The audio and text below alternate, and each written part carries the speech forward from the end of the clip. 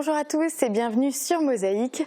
Nous cherchons à améliorer le service Mosaïque et quoi de mieux pour y arriver que de vous demander vos avis. Nous lançons une grande enquête sur notre site internet et notre page Facebook. Il vous suffit de répondre à quelques questions pour nous aider à améliorer nos services. Un tirage au sort sera effectué et le gagnant remportera un smartphone d'une valeur de 325 €. Alors n'hésitez pas à participer. À la une aujourd'hui, la région se fixe l'objectif du développement économique. Hier, Philippe Richert, président de la région Grand Est, s'est rendu à l'entreprise Litch à Sarralbe. Il a présenté le schéma régional de développement économique, d'innovation et d'internationalisation. Ce schéma constitue la stratégie économique du Grand Est sous l'appellation BIEST. L'objectif est de redynamiser le développement économique de la région et de créer des emplois. On en reparle dans notre JT. Place d'abord aux 60 secondes. Pierre, l'autoconstruction bois, c'est ma spécialité. Construction, aménagement, génie bois, une équipe de pros. Le collège Jean Jaurès veut sauver un poste de secrétaire. Parents et enseignants se sont mobilisés pour protester contre la suppression imposée par le rectorat d'un poste de secrétaire administratif à la rentrée prochaine. Résultat, très peu de cours ont eu lieu. Avec près d'1,2 million de salariés et ses 193 000 entreprises, le Grand Est est la deuxième région industrielle de France. Ce sont autant d'entreprises à développer. 250 personnes réunies à Sarralbe ont découvert le projet BIEST. Jusqu'en 2021, plus de 400 millions d'euros pourront être injectés dans l'économie régionale. L'espace Mobilis est quotidiennement utilisé par les lycéens. Tablette à la main, ils enchaînent les exercices pour perfectionner leur allemand. Cet espace franco-allemand, mené par le lycée Henri Nominé en partenariat avec l'Institut Goethe, intègre aussi des journées de formation pour les enseignants. À Kalhausen, les habitants sont associés au fleurissement du village et chaque année, on déborde de créativité pour développer de nouveaux thèmes, que ce soit pour Noël, Pâques ou la saison estivale. Des efforts qui paient puisque la commune a obtenu l'an passé sa deuxième fleur. Vivre au quotidien à cheval sur deux pays, ce n'est pas facile. On travaille d'un côté de la frontière et on vit de l'autre. Cela soulève bien des questions. Les plus courantes, où scolariser ses enfants et dans quel pays se soigner ? Découvrir un territoire au fil de l'eau, c'est ce que propose le Rowing Kayak Club de Sarreguemines. Il propose de parcourir la Blise en canoë-kayak. Les départs ont lieu à Sarreguemines, à Blisbruck ou à Blischweijen. Une originalité qui plaît autant aux Français qu'aux Allemands. Il y a exactement 10 ans avait lieu la remise des prix du Grand Cross des écoliers de la Casque. C'était donc l'édition 2007. Replay. Samedi 24 mars, plus de 800 élèves de CM1 et CM2 de la communauté d'agglomération Sarreguemines-Confluence s'étaient élancés sur la piste du stade Pierre de Coubertin pour l'édition 2007 du Grand Cross des écoliers. Au total, 1,4 km à parcourir. Les résultats individuels ont été établis sur place le jour même et il y a quelques jours, le classement par équipe a été révélé. Les sportifs sont donc récompensés, mais les artistes aussi. Un concours de dessin a été organisé et c'est Audrey Fass de l'école primaire de Folperswiller qui remporte le premier prix. Le Cross des écoliers est une institution. Le prochain se courra le 20 octobre au stade Coubertin et ce, quelle que soit la météo. On regarde déjà les prévisions pour demain. Avec le Crédit Mutuel, partenaire des grands événements sportifs.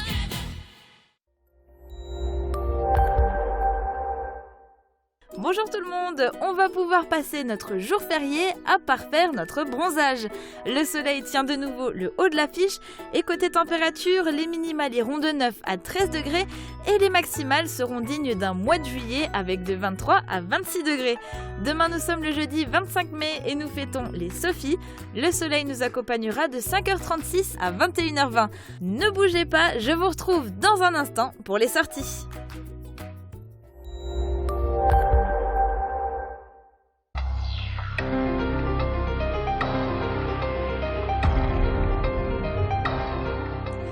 6 ambitions pour développer l'économie de la région Grand Est.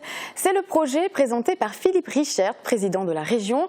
Il a présenté le SRDE2I, un schéma régional de développement économique au sein de l'entreprise Litch à Sarralbe. Reportage sur place de Marie Lorenz. C'est une stratégie bien rodée qui a été présentée mardi à Sarralbe. Sous un chapiteau installé au sein de l'entreprise Litch, 250 personnes ont découvert le projet de la région Grand Est. Ce projet, c'est BIEST. Il s'agit d'un schéma régional de développement économique, d'innovation et d'internationalisation. Cette stratégie est composée de 6 principes concrets. Parmi eux, impulser un souffle d'entrepreneuriat et d'innovation. Il y a effectivement la façon d'accompagner par la création de financement, par l'accompagnement sur la stratégie de développement d'innovation, avec évidemment chaque fois présent à l'esprit, développer les entreprises, développer les start-up, mais aussi développer celles qui sont déjà présentes, qui ont déjà une certaine taille, pour être plus efficace. La création de richesses et la création d'emplois, ce sont les 2 besoins dont la région aujourd'hui a besoin. La région Grand Est veut créer un choc du financement de l'économie. Pour aider les entreprises dans leur développement, plusieurs solutions seront mises en place. Pour que les entreprises puissent développer leur offre de développement, d'être présents dans les entreprises au travers de ce qu'on appelle les fonds propres, c'est-à-dire que nous créons un fonds qui permet d'investir dans les entreprises et les entreprises rendent de l'argent le jour où elles se sont développées, mais aussi évidemment d'avoir un accompagnement financier parce que les plus traditionnels par les subventions en fonction des différentes stratégies que les entreprises développent. L'une des ambitions du schéma, le SRDE2I, est aussi de mettre en place une nouvelle gouvernance économique et de l'innovation, notamment avec la création d'un G20, une instance publique pour mettre en œuvre la stratégie régionale et piloter l'économie. Avec 1 192 000 salariés et ses 193 484 entreprises, le Grand Est est la 2e région industrielle de France. Ce sont autant d'entreprises à développer. Jusqu'en 2021, plus de 400 millions d'euros pourront être injectés dans l'économie régionale. Et peut-être que la création d'un nouveau gymnase à Sarreguemines permettra aussi de redynamiser le secteur. On va en parler ensemble. Jean-Claude Kratz, bonjour. Bonjour. Alors vous êtes vice-président de la CASC, en charge notamment des équipements sportifs. Alors déjà, ce projet de construction, est-ce qu'il répond à un véritable besoin ? Tout à fait. Je suis convaincu d'abord qu'il constituera un élément d'attractivité pour notre territoire. Et alors il répond à un besoin qui a été, découvert, enfin qui a été révélé par le diagnostic territorial approfondi qui a été lancé en 2013-2014 et qui nous a révélé d'abord ce que nous savions, c'est que le collège Fulrad ne disposait pas de gymnase et qu'il était donc important de fournir à nos scolaires un gymnase qui leur permette de bénéficier des cours d'éducation physique au même titre que les autres élèves. Mais également, ce diagnostic territorial approfondi nous a montré aussi qu'il nous manquait peut-être sur le territoire une grande salle capable d'accueillir des manifestations nationales, voire internationales, dans le domaine sportif. Alors on va en parler. Alors déjà, ce gymnase, il va être implanté au quartier Gentil, donc à la place de l'ancienne gendarmerie mobile. Alors pourquoi est-ce qu'il va être implanté ici ? Alors le quartier Gentil, d'abord, la libération du quartier Gentil par les militaires, par les gendarmes mobiles, donc constituait une opportunité et que la CASC a saisi pour racheter justement l'ensemble des bâtiments. Alors pourquoi en plus le quartier Gentil ? C'est parce qu'il n'est pas très loin du collège Fulrad et aussi du lycée Lazare qui pourra bénéficier également de cet équipement à certains créneaux. Alors côté budget, on parle là en fait de 12 à 13 millions d'euros pour construire ce gymnase. Comment est-ce qu'il va être financé ? Est-ce que c'est la CASC qui le finance seulement en partie ? Il y a des subventions ? Comment ça se passe ? Alors effectivement, il faut compter entre 12 et 13 millions d'euros pour le coût de la réalisation de ce gymnase. C'est une somme qui nous a été confirmée d'ailleurs par 3 gymnases que nous sommes allés visiter, que ce soit celui de Strasbourg, un gymnase à Haguenau et un gymnase à Graïs-Polsheim. C'est à peu près le prix qu'il faut compter pour un gymnase de cette envergure. Alors comment sera-t-il financé ? Eh bien par la CASC évidemment en partie, mais nous allons maintenant que la délibération a été prise jeudi dernier, donc pour le lancement de cette opération, nous allons solliciter des subventions, notamment auprès du Centre national du développement du sport, où l'on peut espérer 20%. Mais ça, ce sont des demandes. On va postuler aussi auprès de la région, du département, puisque le département est compétent pour les collèges et donc il lui appartient normalement de participer aussi au financement de ce gymnase puisqu'il va servir au collège Fulrad. Alors on va préciser un petit peu plus le projet. Alors quel type d'équipements seront présents dans ce gymnase? Est-ce qu'il y aura des équipements un peu inédits? Alors, inédit, oui, il y en aura au moins, dont je parlerai. Alors, il s'agit d'un équipement multifonctionnel qui va sûrement privilégier d'abord les jeux de ballon, puisque dans le domaine du handball, par exemple, il manque quelque chose sur Sarreguemines, donc un équipement de ce type.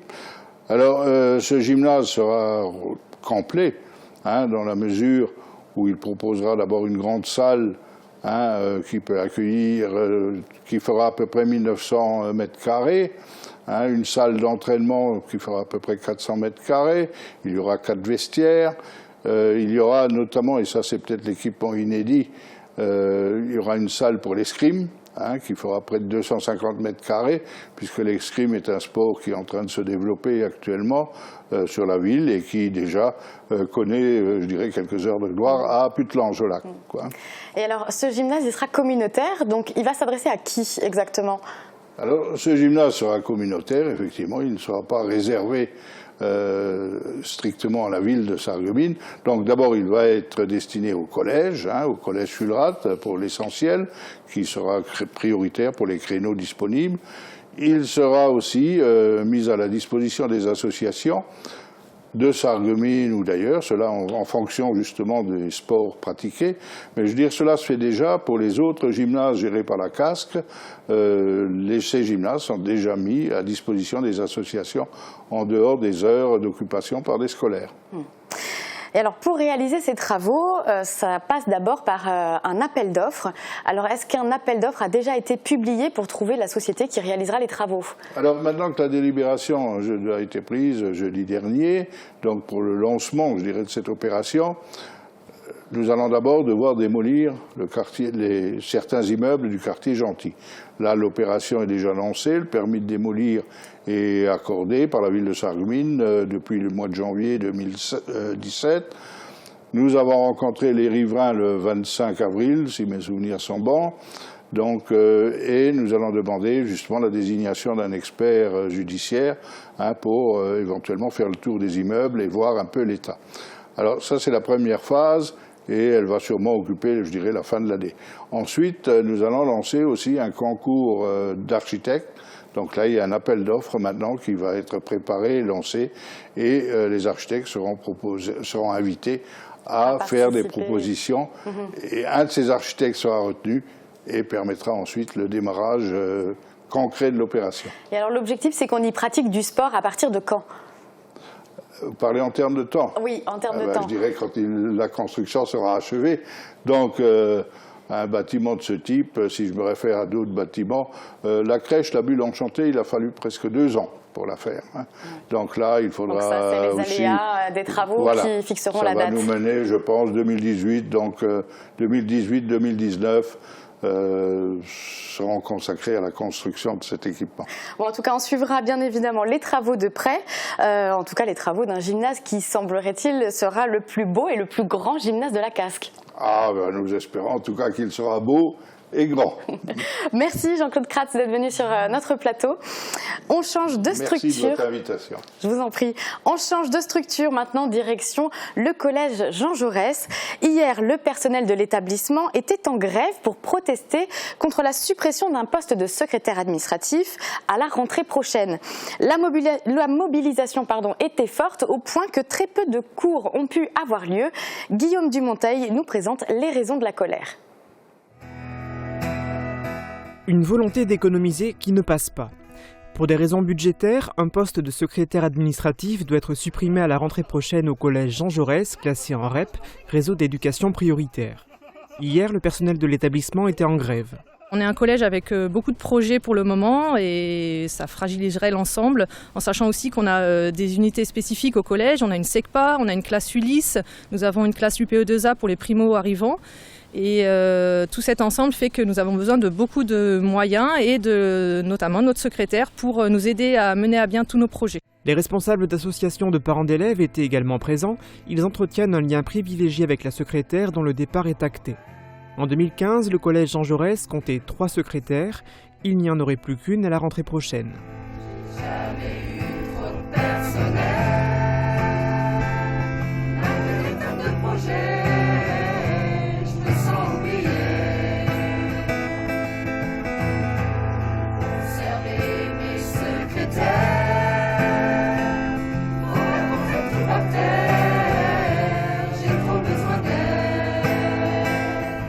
Du côté du lycée Henri Nominé, depuis plusieurs mois maintenant, les élèves peuvent profiter d'un espace franco-allemand appelé Mobilis. Mais Mobilis s'adresse aussi aux enseignants. Ils peuvent en profiter grâce à des formations données par l'Institut Goethe. Et la première formation avait lieu hier. Reportage de Marie Lorenz et Thomas Droit. L'espace Mobilis est quotidiennement utilisé par les lycéens. Tablette à la main, ils enchaînent les exercices pour perfectionner leur allemand. Mais lors de la mise en place de cet espace franco-allemand, le lycée Henri Nominé avait également signé un partenariat avec l'Institut Goethe pour organiser des journées de formation pour les enseignants.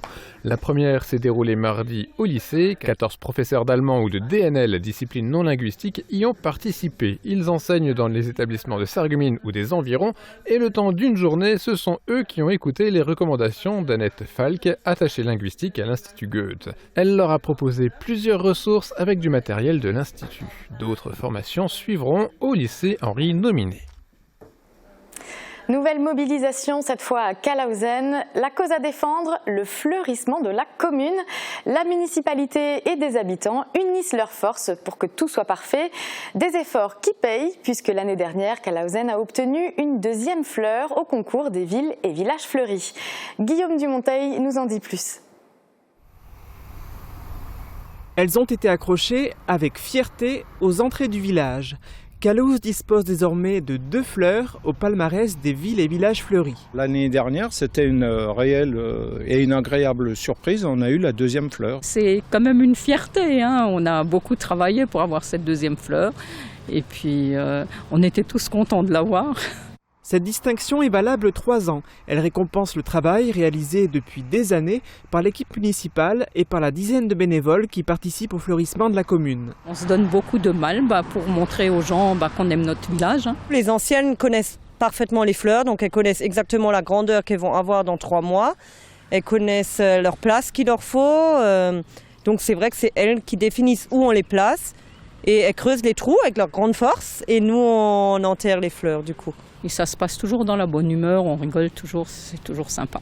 En plus, les bénévoles ne font pas que planter des fleurs. On peint aussi, tout ça c'est en préparation en amont.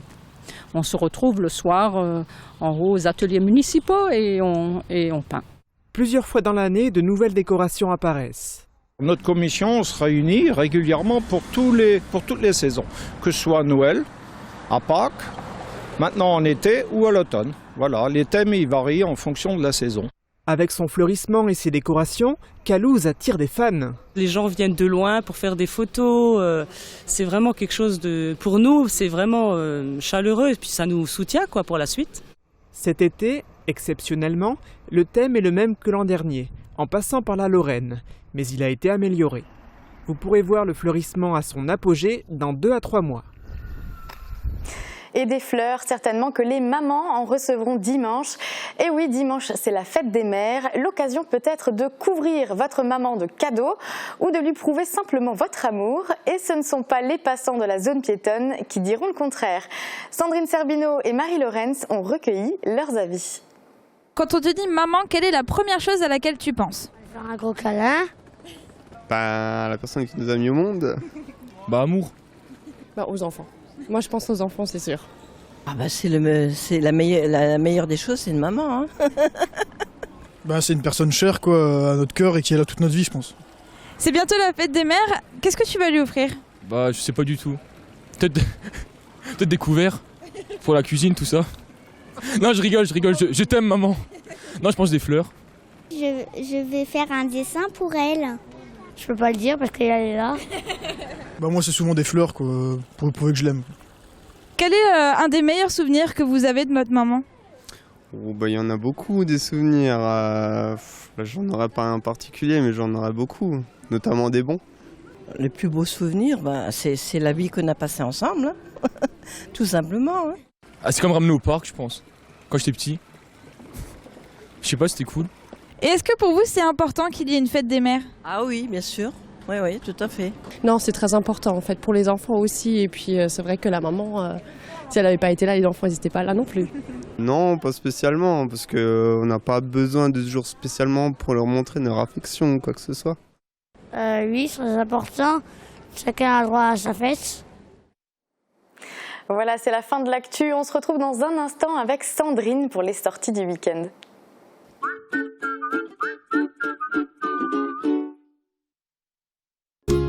Faites le plein d'énergie. Avec votre magasin La Vie Claire, découvrez tous les produits bio pour une cure de remise en forme. Jus de bouleau, jus de légumes, compléments alimentaires. Bio Santé Crépy, La Vie Claire, au 5A rue des Ormes, à Sarreguemines. La Vie Claire.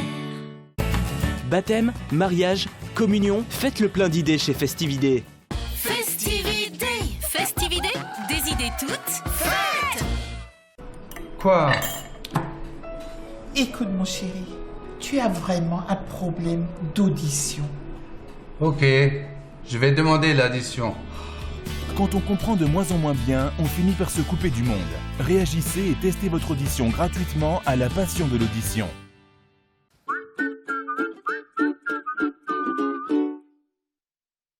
Hygiène, aide au repas, travaux ménagers et de confort.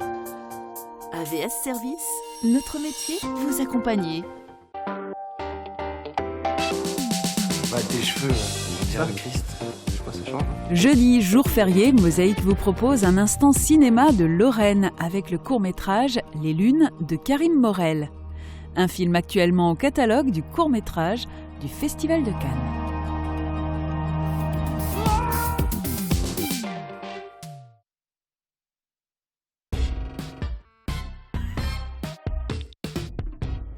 Et c'est parti pour les sorties. Salut Sandrine. Salut Flora. Alors déjà demain c'est férié et je pense qu'on est nombreux à faire le pont. Il y a des chances. Ouais. Voilà, donc il va falloir s'occuper tout un week-end et un week-end de 4 jours. Alors déjà on peut noter que le centre nautique sera ouvert demain et l'espace détente aussi. Mais je crois que c'est pas les seules sorties à faire demain. Non, c'est pas les seules. Moi j'en ai encore noté 2 autres. Alors la première que je vous propose c'est un marché paysan à Herchin de 10h à 18h avec une quarantaine d'exposants qui sont attendus et de nombreuses animations pour les enfants. J'ai noté une mini-ferme, des balades en poney, un espace jeu pour les enfants, du maquillage et j'en passe bien d'autres. Et les parents, eux, pourront se rattraper sur la dégustation parce que là aussi il y aura beaucoup de choses à déguster, notamment des Bouve Spätzle, hamburgers fait maison, crêpes, flammes. Je vous en énumère pas plus parce que sinon je tiendrai pas jusqu'à la fin de la chronique. Bon alors on passe à la deuxième sortie, cette fois autour de la moto. Alors c'est l'association Moto Handicap qui organise son 4e rassemblement à l'étang des Marais de Rimerin-les-Putelanges.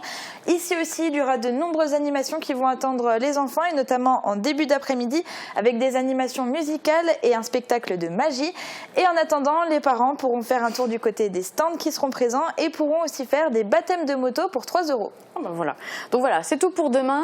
Maintenant, on passe à vendredi et tu nous proposes d'aller faire du sport à l'esplanade du Casino. Oui, alors c'est l'Office du tourisme et Motivitas Fitness qui vous propose cette activité au programme Body Workout et exercice physique tout en étant au bord de l'eau. C'est donc ce vendredi à partir de 17h30 pour une durée de 1h à 1h30 et le tout pour 5 € et vous pouvez déjà vous inscrire auprès de l'Office du tourisme. Et au programme de samedi, c'est plutôt spectacle et jeu puisque c'est la fête mondiale du jeu. Tout à fait. Et à cette occasion, la ludothèque et la médiathèque vous invitent à un tournoi spécial de 6 qui prend de 14h30 à 17h, suivi d'une soirée jeu pour tous de 20h à minuit. Et la nouveauté de cette édition, c'est qu'il y a un espace petite enfance qui sera disponible pour les moins de 6 ans de 10h à 17h. Et le tout se déroulera dans l'enceinte de la médiathèque. On poursuit avec du théâtre. Tu nous proposes une représentation des ateliers de la troupe aux arts, etc. Oui, alors c'est les ateliers des petits et des ados qui vont vous présenter plusieurs petites pièces. C'est ce samedi à partir de 20h au Casino des Faïenceries. Et la prochaine sortie, elle se déroule sur les 2 jours du week-end et tu nous emmènes à Meisenthal. Oui, alors en vérité, je vous emmène beaucoup plus loin parce que je vais vous parler du programme du festival Demandez-nous la Lune. Alors, il y aura une flopée d'artistes de rue, de musiciens, de danseurs, de comédiens et qui n'ont qu'un seul objectif, vous transporter. Alors, c'est impossible pour moi de vous détailler le programme complet dans le temps imparti que j'ai pour ma chronique. Du coup, je vais vous laisser le découvrir sur le site internet de la Halle Verrière.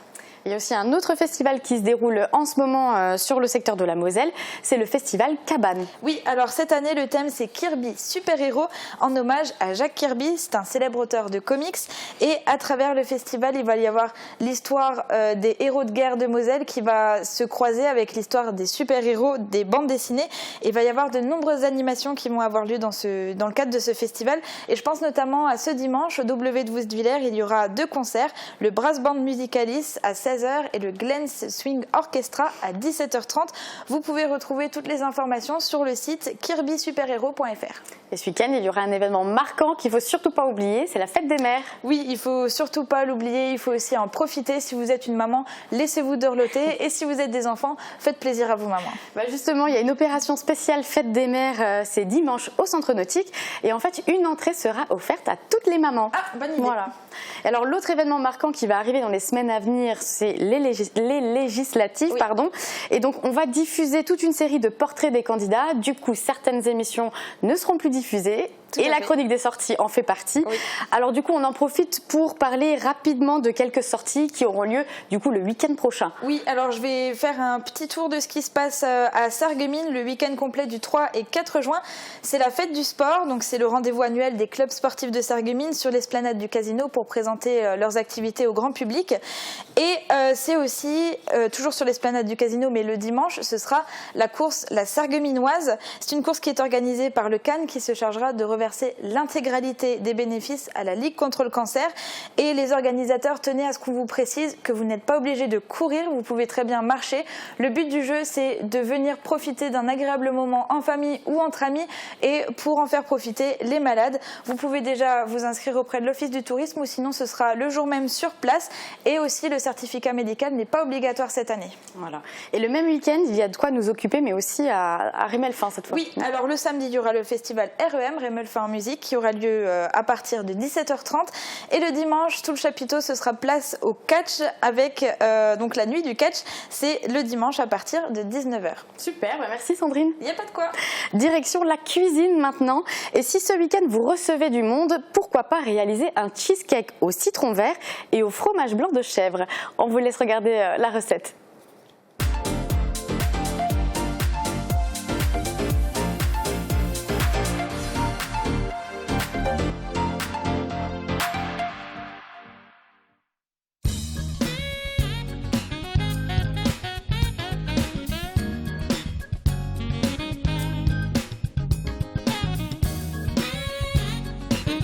Bonjour, bienvenue à la chèvrerie de l'Est.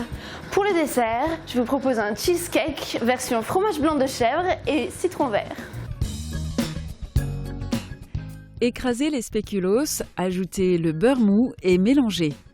Étalez le mélange spéculoos et beurre dans le fond et sur les bords d'un cercle à pâtisserie disposé sur du papier cuisson ou un moule à fond amovible garni de papier cuisson. Tassez bien et remontez sur les bords et réservez au froid. Dans un saladier, battez le fromage blanc de chèvre en ajoutant un à un les œufs, puis le sucre, les zestes du citron vert et un demi-jus de citron vert. Versez dans le moule chemisé de la pâte de spéculoos et mettez au four à 160 degrés. Laissez cuire environ 45 à 50 minutes. Démoulez tiède et décorez de rondelles de citron vert et zeste confit. Pour réaliser ce gâteau, il vous faudra 4 œufs, un citron vert, 400 g de fromage blanc de chèvre, 200 g de spéculoos, 50 g de beurre et 100 g de sucre. Le fromage blanc de chèvre, plus léger, plus digeste que le fromage blanc de vache qu'on connaît d'habitude. On peut le cuisiner sur des patates rôties, on peut faire des entrées avec une endive, on peut aussi l'incorporer dans nos desserts, comme le gâteau qui va suivre. Bon appétit!